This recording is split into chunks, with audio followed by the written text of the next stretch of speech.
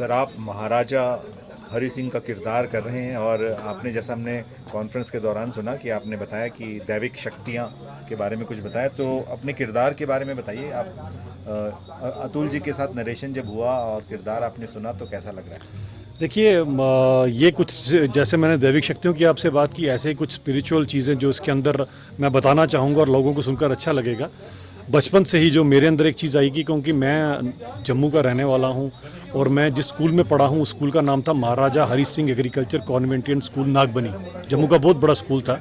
बचपन से जब मैं शायद 4th या 5th में पढ़ता था, वहाँ मेरा एडमिशन हुआ, तो मैंने महाराजा साहब का एक पुतला, संगमरमर का पुतला था, वो मैंने देखा वहाँ पर। और मेरे ताया जी ने, जिन्होंने एडमिशन करवाया था मेरे पास, तो मैंने उनको बड़ी एक रफ सी लैंग्वेज में पूछा, ये कौन है? वो कहते बच्चे ऐसे नहीं बोलते, ये हमारे जम्मू कश्मीर के लोगों के भगवान है, तो ये बड़े पूजनीय, ऐसी बात नहीं करते। मैं बच्चा था, मुझे समझ नहीं है, लेकिन मैंने ये किया कि 5th के बाद रोज़ एक फ्लावर उनको ऑफर करना शुरू कर दिया एवरी डे।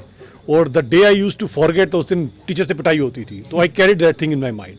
खैर, बचपन निकल गया सारे का सारा, तो उसके बाद अप टू 10th 12th तो मैं करता रहा ये सब कुछ, तो एक अंदर से उनके साथ एक बड़ा बॉन्ड सा था।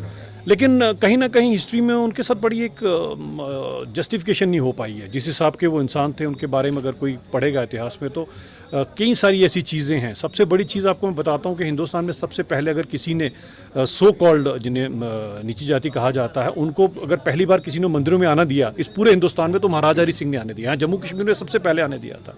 यहाँ जम्मू कश्मीर में सबसे पहले विडो रीमैरिज की बात की गई थी। अच्छा। यहाँ आपको यकीन नहीं होगा कि उस समय पर, अभी तो आज हमने आके 18 साल से नीचे के बच्चों को तंबाकू और पान सिगरेट पीना मना कर दिया, उन्होंने 12 साल से नीचे के बच्चों को उस समय पर मना किया हुआ था।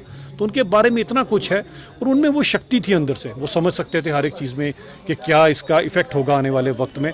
और आपको एक और बात बता देता हूँ उनके बारे में कि जो विंस्टन चर्चिल की जो वार कैबिनेट थी, उसके वो मेंबर थे। तो ये भी एक बहुत बड़ा उनका इतिहास रहा हो। तो उसको करैक्टर को करने के अंदर मुझे ये चीज़ें अंदर से एक महसूस होती है। मुझे लगता है शायद उन्हीं का इशारा है, वरना मैं शायद यहाँ पर इस स्टेज पे क्यों आता।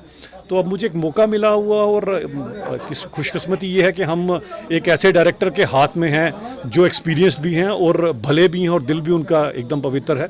तो और कहीं ना कहीं कश्मीर का वो 100 साल का इतिहास दिखाना अपने आप में कोई छोटी मोटी बात नहीं है। जी। तो जब हम इस इतिहास को दिखाएंगे, सबसे पहली चीज़ जब ये लोग देखेंगे तो उन्हें समझ आएगा कि था क्या कश्मीर में। करेक्ट। कहाँ से कश्मीर की कहानी शुरू होती है, महाराजा हरि सिंह के टाइम से शुरू होती है।